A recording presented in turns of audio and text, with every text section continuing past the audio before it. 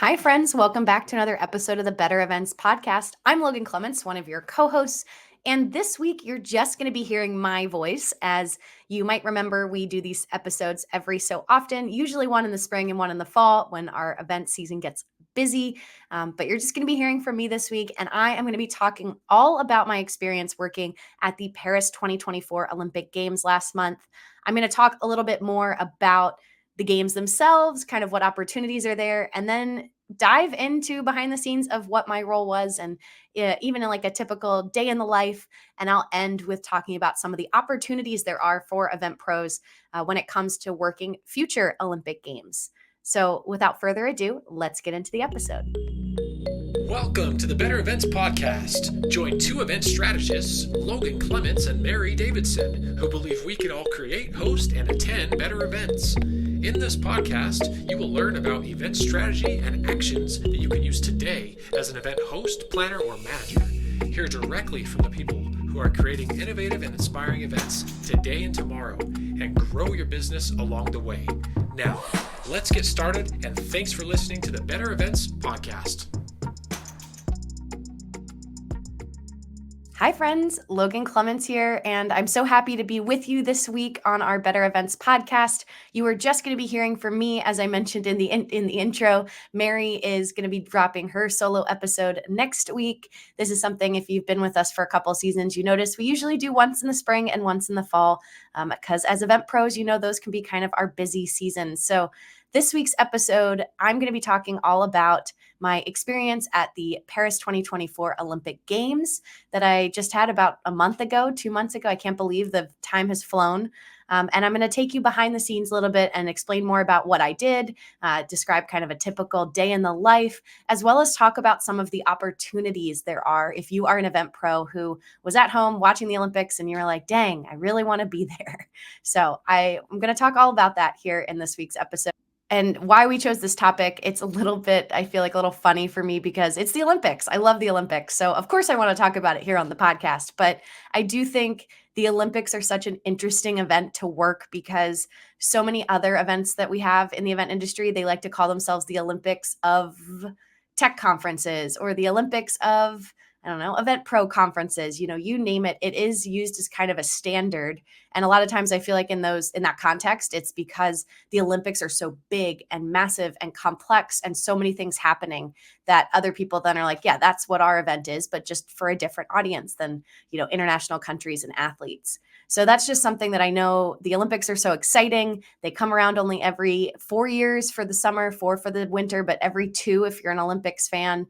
And I just think it creates such a buzz, which if you're an event pro, that's what you want your event to do. I do also want to do a disclaimer. I have had a really busy summer. And with that, I have been on the road a lot and doing an amazing events. I will say it was a summer where I did 3 back-to-back multi-week events that I loved and wanted to do each and every one of them, but knew by stacking them up kind of back to back to back, it was going to make me a little tired. So if you hear any tiredness in my voice or maybe the enthusiasm that you normally hear from me is not there, please know it is not the topic. I love the Olympics.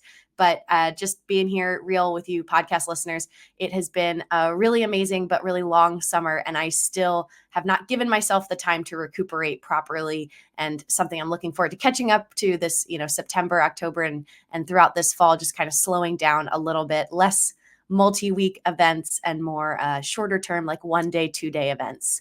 Sidebar, I will always say after working a 3-week event, or like the Olympics, it was almost a 4-week event. I do feel like I understand how marathon runners are. I'm not a runner, but I do know after doing a 4-week event, you asked me now to just do a 1 day event. And I'm like, 1 day, I can do that because I've done 4 weeks.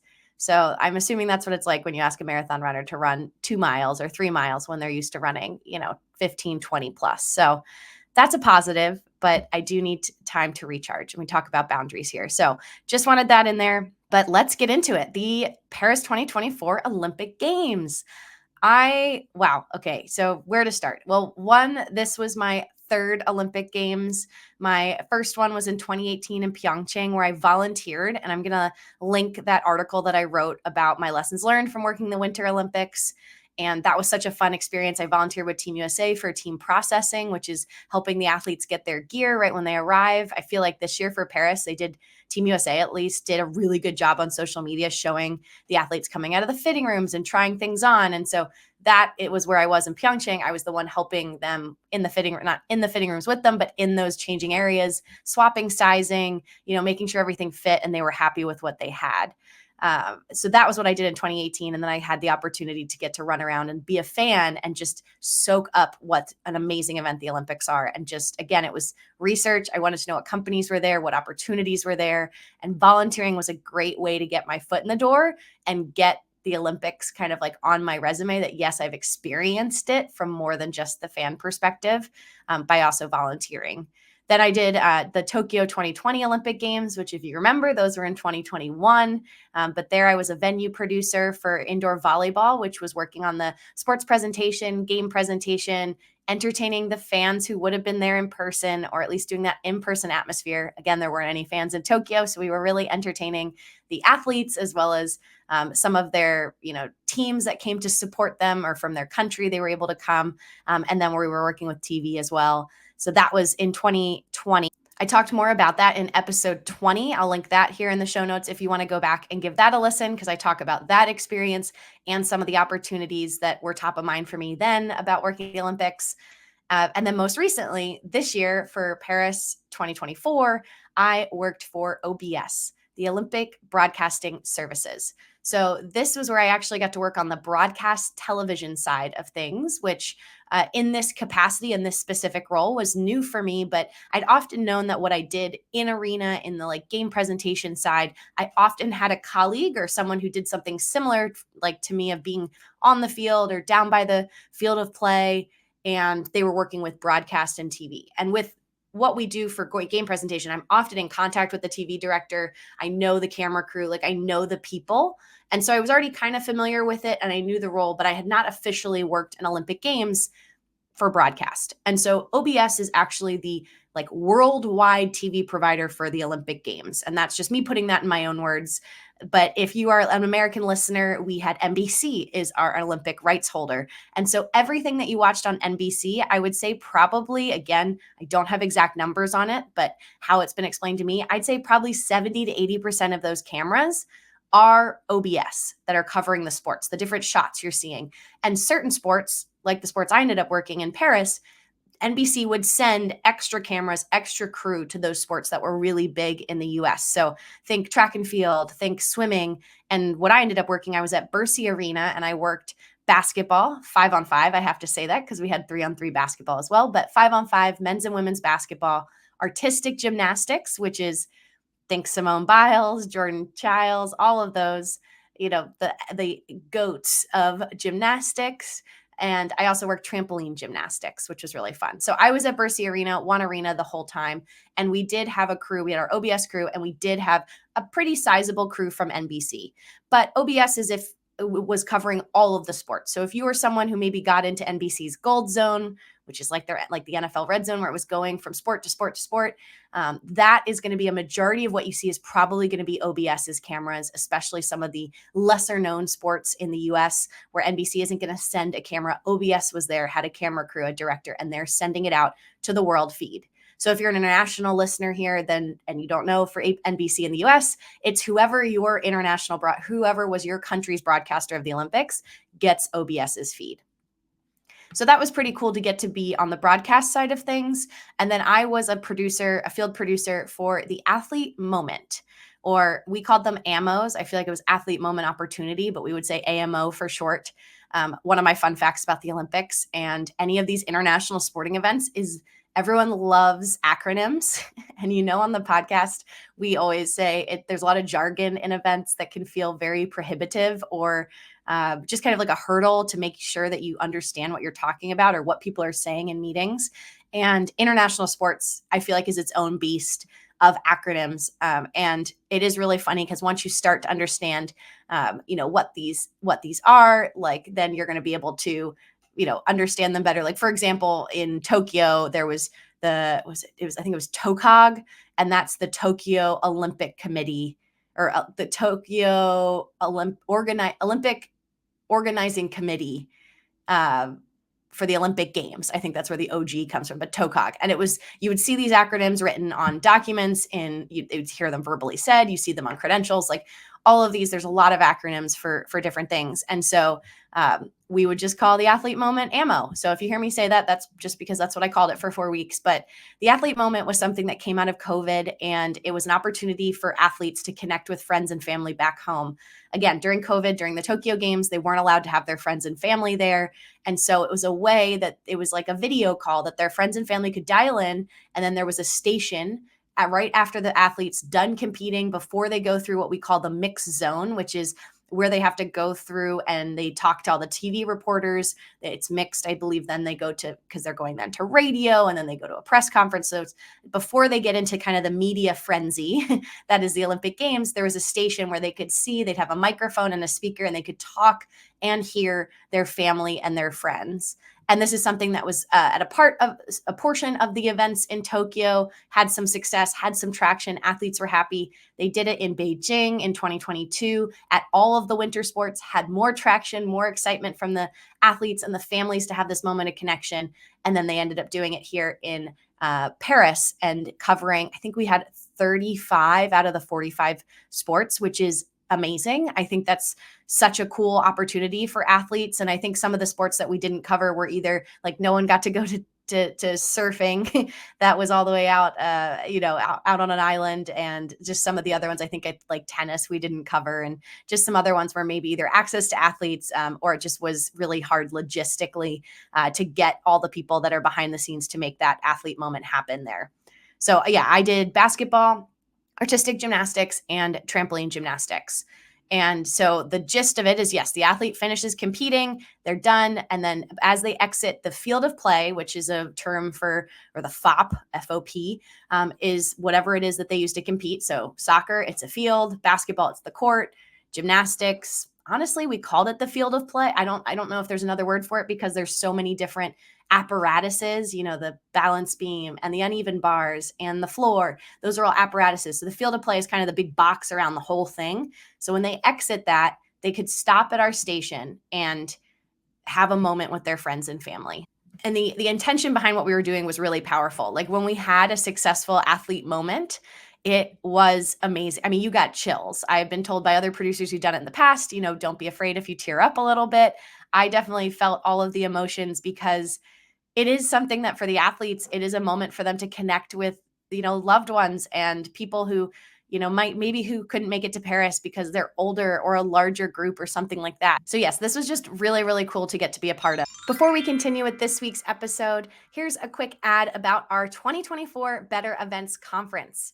If you're looking to grow and connect with other event pros, this conference is for you in December. It's going to be Wednesday, December 18th, Thursday, December 19th, 2 days of conference fun. The 18th on Wednesday is going to be all in person in Tacoma, Washington, just outside of Seattle. And then Thursday, December 19th is going to be 100% virtual. So we are launching early bird tickets, which is going to be the lowest price you're going to get for conference tickets on Wednesday, September 18th. And we're running that promotion for 1 month. So get your tickets. We are offering 2 different tickets this year, an all access pass that gets you both the in-person day on the 18th and the virtual on the 19th, as well as a general admission virtual only for Thursday, December 19th. We had so much fun at our first conference last year. We cannot wait to see you and meet you. So get your tickets at bettereventspod.com/conference. So the gist of how it worked would essentially, the athlete would sign up, they get their own link that they can send their friends and family to, their personal video room. Those folks, they log in while their athlete's competing. We make sure their video, and we have a tech teammate who would make sure their video and audio looks good. We can sound and we can hear them. We would confirm before the athlete's coming off the field of play, yes, we have family in the room. And then as the athlete's walking off the field of play, we bring their family up on the screen. So they have this lovely moment where they get to see their friends and family. Sometimes they knew that this was happening. Sometimes it was a surprise. Like I feel like they forgot about it, or we had help from a coach or somebody who helped us surprise the athlete. And so you had this beautiful moment of recognition when they realize they know who's on that screen. And it could be everything from, a 15-second interaction to 2 minutes if they really want to talk back and forth and say something. And we had a beautiful one that was one athlete's like grandparents as well as her friends. And it was such a cool kind of mixture of the two of them. We had another athlete who got to see like his home gym where he trains and coaches. So it was a gym of 25 kids getting to jump up and down and scream and say hi, congratulating their coach and friend and probably their idol after he was done competing. And we had another that was just like some old coaches, former coaches that got to share an emotional moment with the athlete with their medal. That was the other cool part is we got access to the athletes.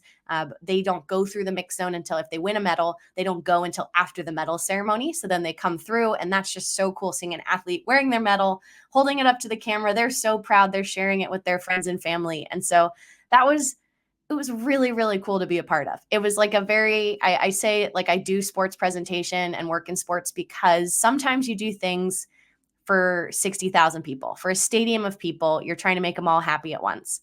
And sometimes you're just doing it for that one person and making sure that one person just had a memory that they're going to remember forever. And that still makes it worth it. If anything, sometimes even more than the whole 60,000 person moment. And this athlete moment experience was a series of moments that, again, when we had a successful one, we had the family there, we had the friends there, we had the athlete, and they were happy to talk to their friends and family. It was pretty cool. It was really, really special. And I was just one producer, and I had a co-producer, Allie Pierce, who is amazing. And I will link her social in this episode. You should go follow her because she does an amazing travel company. And so I benefited a lot from the fact that she had been at Paris before. And so she was able, when we weren't working, to help me enjoy the foods and the sights and the scenes and everything of Paris in a way that I feel like I go into work mode and it's very hard to go into tourist mode. So we were a really good balance for each other. So she and I worked together on all of our sports. Having two of us was really helpful because one of us could be with the station, making sure there's nobody standing in the way. We had photographers around, just making sure it was clear so the athlete could clearly see the screen and get to see their people. And the other person could go and get the athlete, identify, make sure, again, we would never force an athlete to do something they didn't want to do. And so if they had seemed like they were frustrated with their competition that day or weren't happy with how they performed, we would always make sure that they were comfortable and wanted that moment to happen. And we did have some athletes who were not interested. And we just then, let the family know that the athlete was going to go through and do their interviews and wasn't going to have their moment. And that I loved. Again, I think as a former college athlete, I know the ups and downs it is with competing at a somewhat high level. These guys are on an international stage. So I was so happy that we were able to respect the athlete's wishes and either make a moment for them or respect that they don't want to have that moment and not force them to do that. The last explanation for what I did is how it works with TV was we also were on headset with our team virtually that was helping us. We also had Allie, myself, and we had a tech person in person to help us make sure that our station was working, everything. They got our signal to the TV truck. And then we also had our TV director in our ear who we wanted to communicate to them when we had a moment. They would let us know if they were going to be sending a camera over. And so we would do these moments regardless, because again, it's for the athlete, but it was also for TV and that TV feed of our station. And then sometimes if the rest of the broadcast team sent over an additional handheld camera to get that could go out on the live world feed as well. So there were two opportunities for this getting onto the world feed. So it's a moment for the athletes, but it is also just a really cool moment for people back home.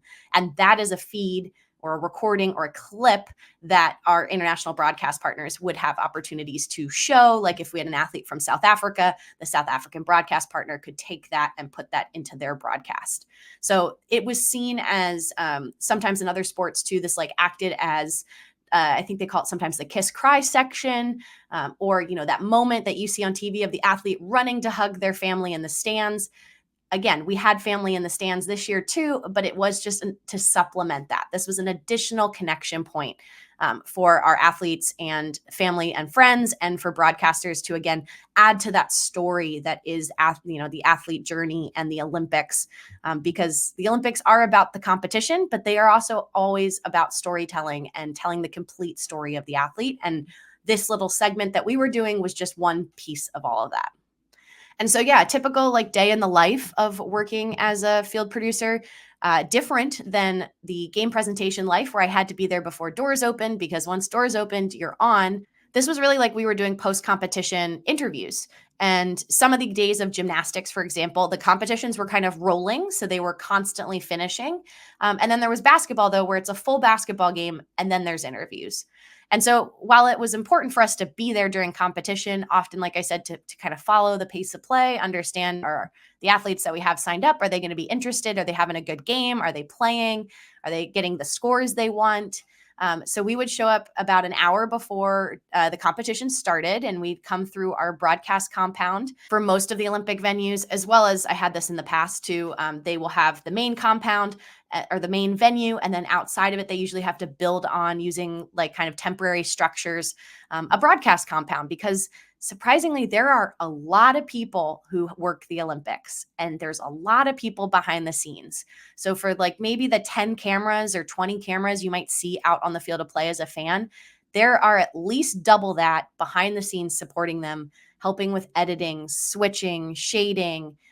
We had a whole like tech team making sure everything was connected, and we lost power for 15 minutes at one point in one corner of the venue, and there's 4 or 5 people there to help solve that. So there is a huge team that is the team behind the team. And I think it's just really cool to get to be back there. When I do game pres, I usually don't have access to the broadcast compound. So it was fun to get to go in, and we'd walk in, we would clock in to make sure they knew we were here, grab some coffee. It was cool for the Olympics this year. They were really big on sustainability. And so as a part of like our uniform that we got, they gave us a reusable water bottle and a reusable coffee cup. And this was the first time I've had a company or an organization give those things to me and be like, they literally did not have cups in dining, which again was interesting. There was the times where you forgot your cup and you're like, dang, I really want a coffee. They didn't have them though. It was cold turkey. You had to bring your reusable cup to use the coffee machine, use your water bottle. They had some sodas you could drink, in cans and things, but you really had to use the reusable things that they gave you, which was amazing. And I'm sure cut down on some of our environmental impact that we have for all being there for 4 weeks. So that was really cool, but we get coffee and then we had a little office that we were able to kind of put some of our stuff in. We power up our comms, our headsets and our comms pack. We check in virtually with our virtual teammates, make sure they can hear us. Everything's good to go. We would always try to meet up with one of our TV producers, our broadcast producers, who is in the TV truck. And you probably have heard me say on this podcast before, but I love a face sheet, which is again where you have faces of the people and their names. And so we would make that every day for whoever we had signed up. Again, this was an opportunity that was available to all athletes, but there was a process ahead of time, and we were spreading the word with coaches and staff and anyone we could talk to about this opportunity. So the athlete had to opt in. So there might be 20 athletes competing that day, but only 4 have signed up. And so we would make sure we have that. We give that to the producers so they know who we're expecting or anticipating, and they could kind of say, oh, we really know that athlete's a good story. Let's make sure if you guys get this one, we want to make sure the camera's over there for it. And so that was just good to kind of let everyone know, here's who we're targeting, here's who we think is going to do it, and make sure we're all on the same page. Our tech and ourselves would make sure we went and tested the station, make sure the sound works, the mic works, we can see everything. And this is something that when you do it every day for 3 weeks, it can get repetitive, but I promise you, there were random things that happened on random days, and we would only have caught it by doing this daily test. And so it is so important, no matter what event you're doing, if it's a multi-day event, still give yourself time to power things on, check that everything's working. You never know if someone completely unrelated to your event overnight, kicked a cable and never plugged it back in, or something else crazy. You need to test. And so we would test, make sure everything's good to go. We would test we had a kind of a broadcast center that was supporting us virtually. We would check that they have our feed and everything's good to go. And then our virtual teammate would often change. And so we would talk through, hey, let's practice and talk through, how we would cue it. Again, there was Allie and myself on headset. And so that's one big thing. We wanted to make sure that our virtual teammate knew, to just listen for my voice for the cueing. And Allie would be letting me know things on headset for getting the athlete, but they should just listen to my voice in terms of actually bringing the family on. And this was just, again, a nice step through it all is always my thinking. Step through it while things are calm, while doors aren't, fans are coming in, but we're not under the gun with athletes being ready, because one of the big things is we never wanted to make an athlete wait. We wanted to make sure we were anticipating ahead of time. And it was just a really seamless moment for the athlete. If they were there, like, I wanted to make sure that they were good to go, have their moment, and could keep moving. And we weren't necessarily like creating a line or a queue or anything. But yeah, and then the event would happen. We'd be following the action. And then as soon as competition ended, Allie would we'd already, again, have eyes. We had our face sheet. We would probably write on our face sheet, what leotard they're wearing, or, some other discerning marker to make sure we knew what they were wearing, and made sure we had the right person. And she would then have eyes on that person or those several people, and start to be tracking, like, who's, for gymnastics, it was particularly hard because they're spread out amongst apparatuses. And depending on the person and the team, they would pack up quickly and get off, or they would pack up really slowly and talk to people and take photos and chit chat with other teams. And so just trying to figure out, okay, who's coming up next? Okay, we think we have John's here. Okay, let's get John's family up. And then we would cue John's family on the screen. John would be there. They have their moment.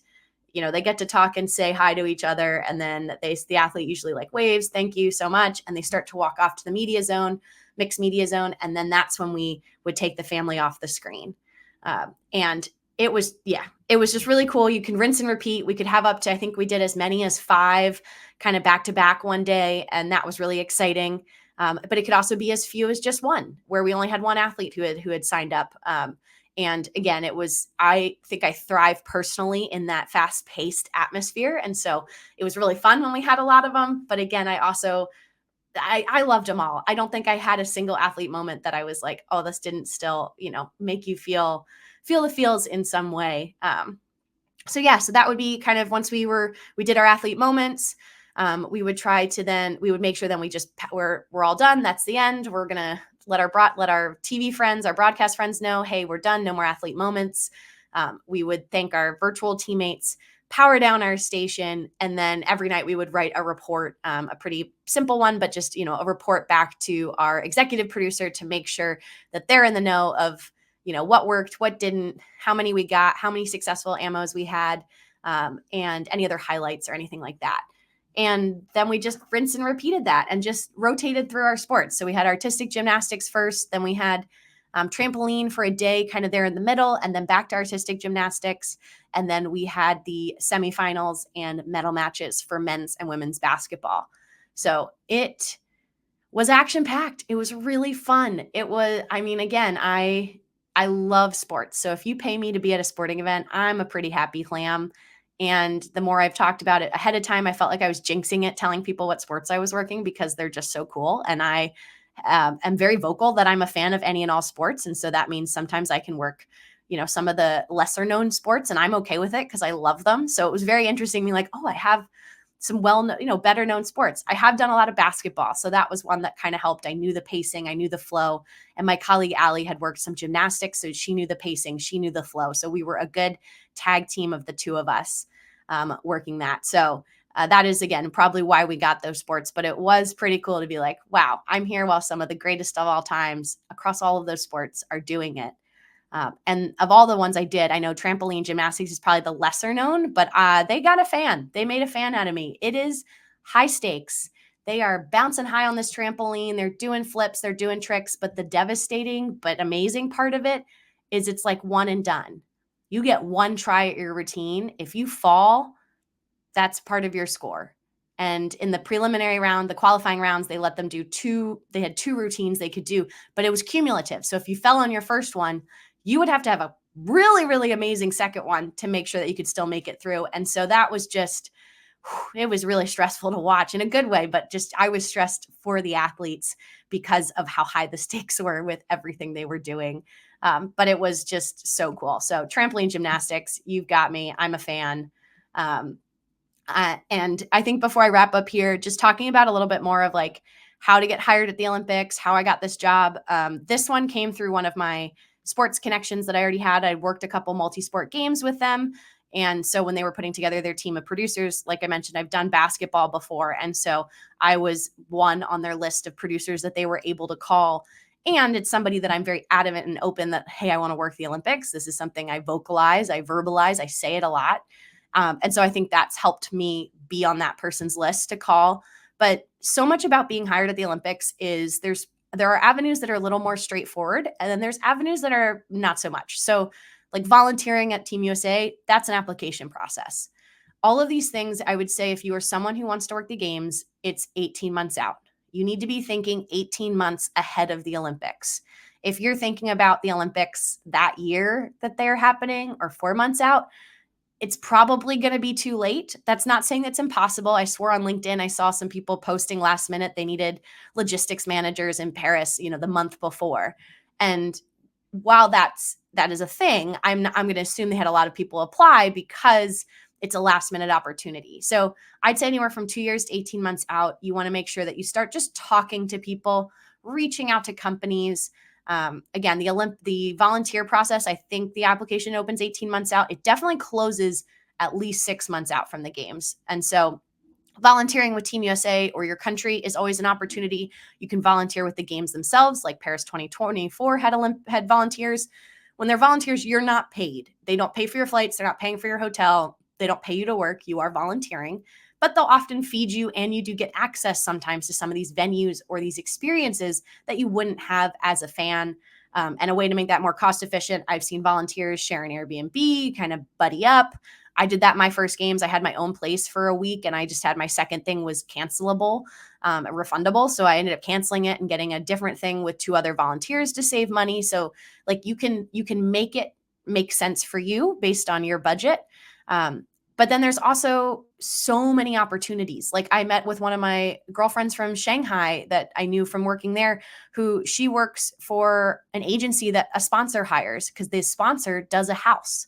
Like Coca-Cola has a house or like an activation space where they're going to host celebrities, do events, host their own VIPs. And that has a whole build out Olympic style. They get tickets to go see things like that has an executive producer and producers under them and people who help build that for sponsors. There's then working for Team USA itself. I know people who work for Team USA and they're helping with getting their celebrities around. There's broadcasts like I just did. There's venue production like what I did 4 years ago. And sometimes that comes from the Olympic Committee. Sometimes that comes from the sport itself. So if you're someone who's really into a certain sport, maybe it's worth networking with that federation. So like for volleyball, it's the Federation for International Volleyball, FIVB. Just Google Federation International, whatever the name of the sport is that you're interested in. And that's a way in. And there's also just different companies. I think in my video in Tokyo, I talked about it. I'd applied through that process and almost ended up working with them, but got the game presentation role.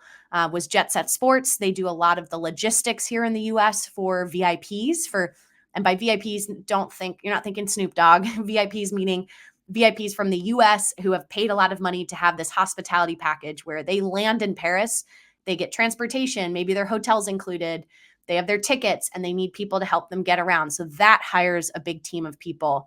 A lot of times I feel like the roles I've gotten have never been posted online for like a formal application. But it is a lot of just talking to people.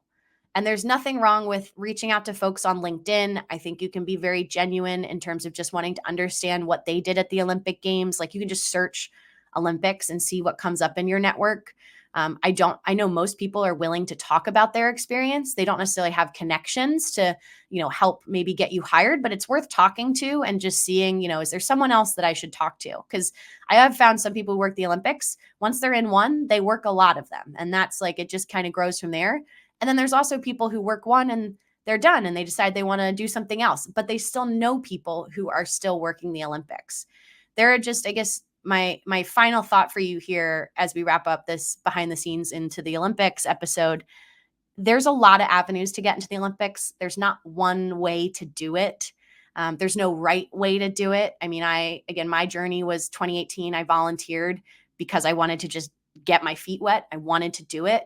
And while that exact experience didn't necessarily lead to like, oh, Team USA is going to hire me, by doing that experience and having those stories and those kind of examples I could share with people, that helped me get hired for the next games. I wasn't going in saying, oh, I've never been to the Olympics before. Having at least been and understanding some of the jargon and how things work and the timing, that helped me get to the next job.